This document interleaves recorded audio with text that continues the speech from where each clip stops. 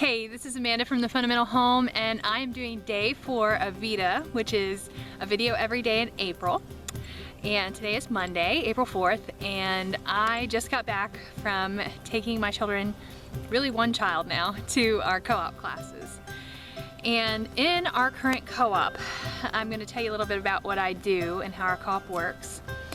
We have group classes 1 day a week for 8 weeks in the fall and 8 weeks in the spring.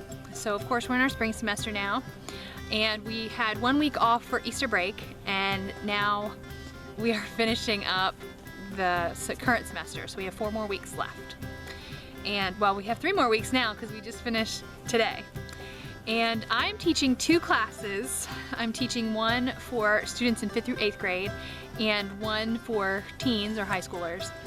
And but I'm teaching the same class to both age groups. And this time I am teaching chemistry. I'm teaching, I think it's called Introduction to the Periodic Table for both years, both age groups. Anyway, I'm a pretty fun teacher. That's what they tell me. One of the best compliments I got this year was one of my students who I think is a 6th grader this year. Her mom wasn't going to sign her up for my class. She said to her daughter, these are the classes available. I'm probably not going to put you in this class. And her daughter said, but I want to be in that class. And the mom said, but it's chemistry. And the daughter said, but Mrs. Beal's teaching it. So, and that's what I have everyone call me. They have to call me Mrs., my last name, because I'm formal that way. But I'm just formal that way about my name because I'm actually a very fun teacher, and I think I'm very informal in my class. So we've actually learned quite a lot in our Introduction to the Periodic Table class. And I think the 5th through 8th graders, as well as the teens, really have a basic understanding of what the periodic table is, how to figure out how many protons, neutrons, and electrons are in each element. We worked on the Bohr model, the electron configuration model, and we're going to talk about bonding here soon in the next few weeks. So is it a full chemistry curriculum? No. But it does support a basic knowledge of chemistry, and I think if parents were interested, they could build on that. So that's how ours works. Another thing I wanted to talk to you about was how great I think it is to be part of a homeschool group. When we first started homeschooling, I didn't really know that there was any such thing as a homeschool group, and when I found out about it, I was so excited to be able to meet up with other moms and to have my children be around other children, because it kind of got boring with all of us just hanging out every day. But once I found the group, I found it to be almost imperative. Like, you have to be a part of a homeschool group. And I think it's important for my children. It's important for them to be around other teachers, other people, other children. I mean, there's a lot of experiences that they gain from being part of a homeschool group, with the co-op classes and the field trips and just the different activities they can be involved with. You know, my children have been on yearbook staff. They've written for newspaper. You know, goodness gracious, I can't even think of all the things that they've done. You know, we've been in homeschool co-ops for so many years, and we've done them in different states, and they actually, a lot of them have a lot in common in terms of the things that they offer. But for us, it's not even an option to be a part of one. It's really important for me to be able to meet with other moms and have that relationship where they talk to me about things that they do homeschooling, and I can share with them things that I do homeschooling, and we can encourage one another. So I think a homeschool group is a necessity. Now, I've seen some videos online, even on YouTube, about some parents who didn't join a homeschool group, and there were a lot of reasons. Sometimes the reason was expense. And the expenses vary. When we lived in Maryland, it was hundreds of dollars to be a part of a homeschool group. And here in North Carolina, it's like $35 a year. So, I mean, it's really inexpensive here. So it just kind of depends, you know, what your group is. But I would have paid hundreds of dollars in Maryland because it's just so important for our whole family to be a part of that. But there were a lot of benefits that came with that too, so I found it to be worth it. Another reason that people have said that they don't join the co-op, they said it's kind of, I've heard it said that it's kind of cliquish. And I will tell you the truth, I can understand why it seems that way, because the fact is that when groups of moms get together, some moms kind of gravitate toward one another. And I don't think they intend to be cliquish. I think that certain people just have certain interests in common with other people and they find friendships, and that's good. And not everybody is comfortable, you know, with everyone. And I think as long as everybody in the group is understanding of one another and kind to one another and loving to one another, then it's not a problem, you know. But sometimes people get their feelings hurt because everyone is not being best friends with them, and they feel like there's groups here and groups there, and it makes them uncomfortable. And I've often said in my blogs, if you've ever read them, I've talked about friendships among women quite a lot. You know, the Bible says that he would have friends must show himself friendly. And I'm the kind of person that I have just a couple of really close friends. But I think I'm friendly to everybody. You know, I will talk to just about anybody, about anything. You know, I'm really a talker, believe it or not. I'm a little uncomfortable on YouTube. But in person, I love talking to people, and I will go up and shake everybody's hand, and I talk to everybody. I talk to the adults, and I will talk to the kids. It doesn't matter. I will talk to everybody.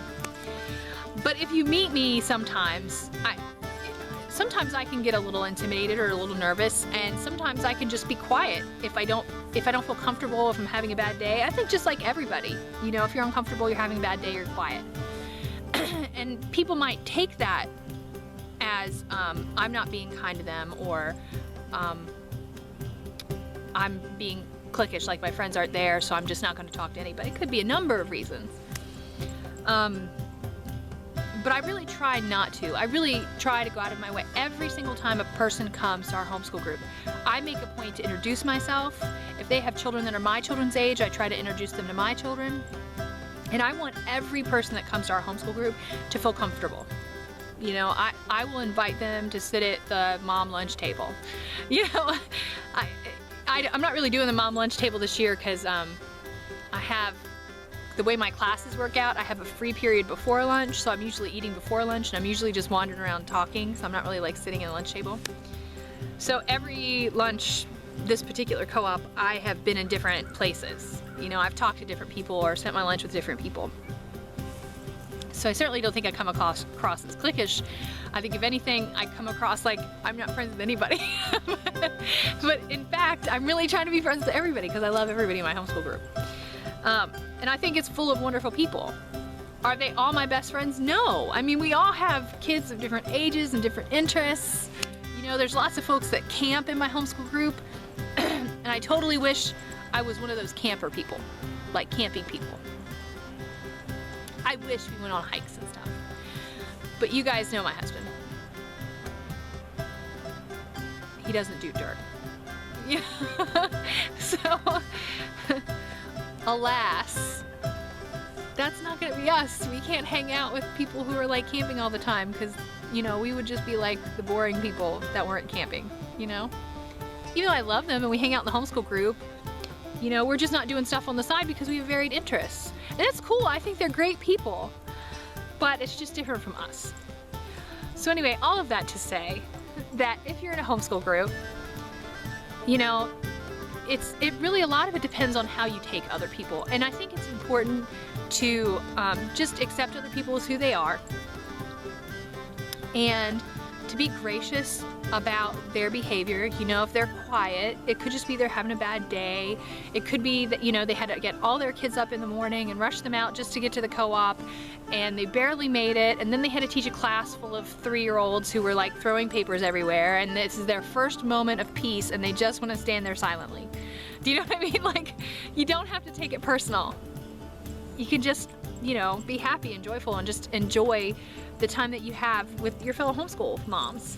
You know, and if you have a situation where it's like, hey, you know, I'm not sure what to do about this curriculum, then you just ask around. Be like, hey, you know, I know you had a child in 6th grade. You know, what kind of math curriculum did you use? Because I'm having a difficult time with the one I'm using. You know, or do you have any tricks that helped you teach your children language arts? Like, what spelling curriculum did you use? You could ask around.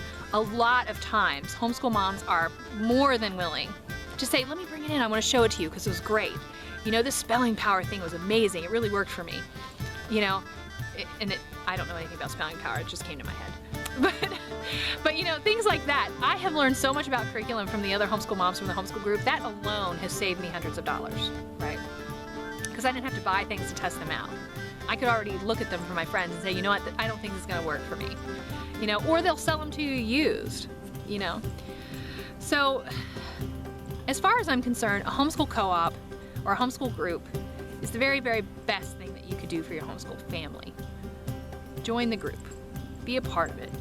And if you're gonna join the group, take part, you know? Actually show up to the co-op. So many people have said to me, oh, you know, the co-op thing, it didn't work for me. But they didn't even, they showed up once. You know, show up, take part, make friends, put the effort into it, and then you will find that it's a wonderful, wonderful place. You know, if there are not enough field trips planned, plan one. You know, if you don't like the things that leadership is doing, be in leadership. You know, so the homeschool group is only going to be as good as you make it. But if you put the effort into it, it is going to be a blessing to you, I guarantee it. Because you're going to meet so many people that you didn't even know about. But you create this community of homeschoolers, you have tons in common. You know, I'm closer to my homeschool family a lot of times than I am other people that I should be closer to, because we have so much in common. You know, just that one homeschool aspect, we have tons in common. You know, I love the kids in our homeschool group because I love the parents in our homeschool group. Do you know what I mean? Like, these kids, I've seen them grow up for years and they're like my kids. You know, I've taught them for years. They're like my students. I love spending time with them. I love spending time with the kids. I love spending time with the families. All the activities that we go on, like we have the same opinions about things. I love these people. I love them. And you will love your homeschool group too if you put the effort in. So, anyway, I just say that because I always encourage people, join a homeschool group. It's the best thing you can do as a homeschooler. And a lot of times people just don't want to add another thing in their life. Get rid of something else. Get rid of something else and join a homeschool group. Just do that and you'll be very happy that you did. So that is my Monday video. So tomorrow's Tuesday and I don't have any major plans. So I'm really not sure what I'm going to do my video about. I have a couple ideas, and so you can comment down below and tell me if there's anything that you'd like to hear about in particular. So first things first, we could talk about homeschooling a little more.